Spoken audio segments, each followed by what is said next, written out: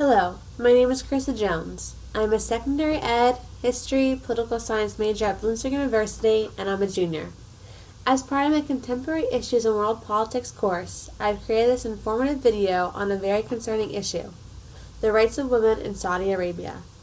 I'm very passionate about women's rights in Middle Eastern countries, as what they face on a daily basis is horrors Americans can hardly comprehend. Please listen on to learn about women's rights abuses in Saudi Arabia. First off, Saudi Arabia is ruled by Sharia, or Islamic law. Sharia means the path, or the way.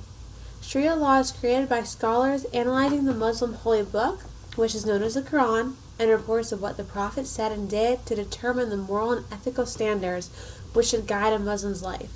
Sharia law is not a book or a document, nor is it a codified set of laws, but it is a way that individuals should live their lives, and it also shapes the laws of a nation.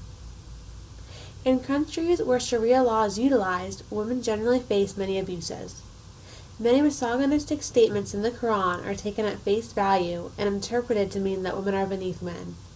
This is certainly not to say that all male Muslims treat women poorly or that the religion as a whole is sexist. In fact, if you look at the Bible or Torah, you will also find sexist statements. However, countries that utilize Sharia law do treat women as second-class citizens, and they cite their religion in their defense. One of the major violations to women's rights in Saudi Arabia is the male guardian program. Through this, women are required to have permission to engage in activities such as marrying someone, obtaining a passport, traveling, or going to a male doctor. Individuals such as brothers or husbands have to give their permission.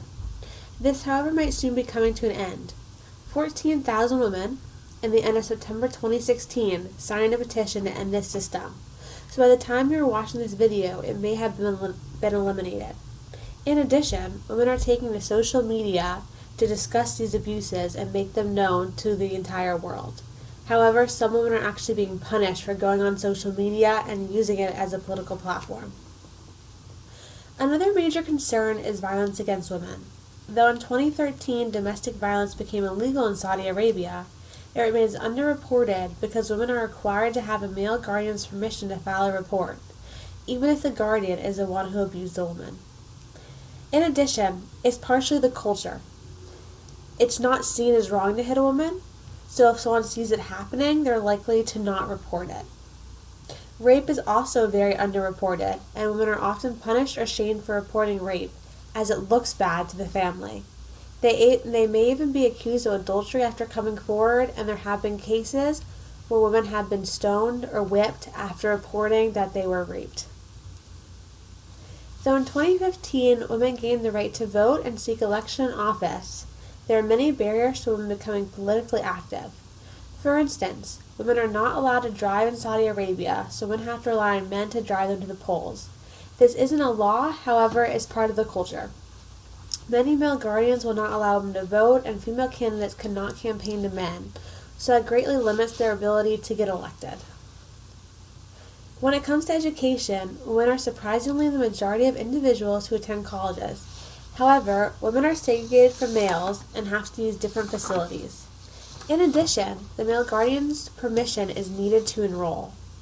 We can see that the male guardian system is a very integral part of the culture and really dictates what a woman can and cannot do in Saudi Arabia. With careers, women are very underrepresented, though since 2010, female employment has increased 48%. Once again, the male guardian's approval is needed for a woman to work, and they must work in separate facilities from men. In addition, there are rules limiting how much time women can spend with male strangers a day, so that really places a limit on what they can do as a career. When it comes to what is being done about these abuses, UN treaties attempt to end violations.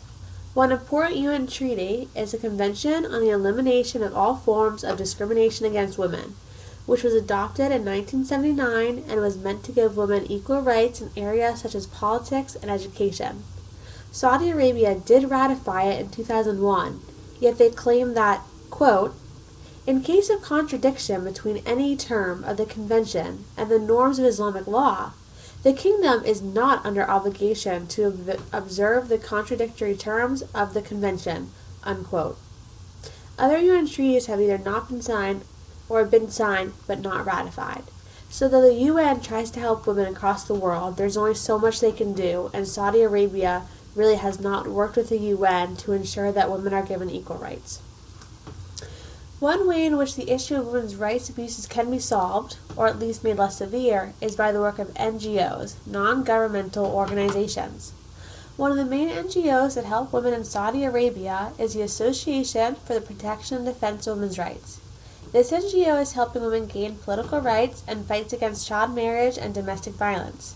There are also other NGOs that are not specific to Saudi Arabia which help women all over the world, such as Equality Now and Women Without Borders. While we may not be able to solve the women's rights issue in Saudi Arabia, there are certainly steps we can take. One option is for governments to place sanctions on the country until they improve women's rights. However, sanctions, such as economic sanctions, often end up hurting the individuals it is supposed to help and can have unintended consequences. A second option is the UN can continue to create treaties that protect women. However, there is no guarantee that Saudi Arabia would ratify or follow them, as seen with other treaties. Lastly, individuals can sign petitions and donate to NGOs and charities that help these women. At the end of the day, though, change has to come from within Saudi Arabia. They possess a culture which looks down on women as less, and no legislation or NGO can change their perception of females. To recap, Saudi Arabia is ruled under Sharia, or Islamic law, which is very oppressive to women.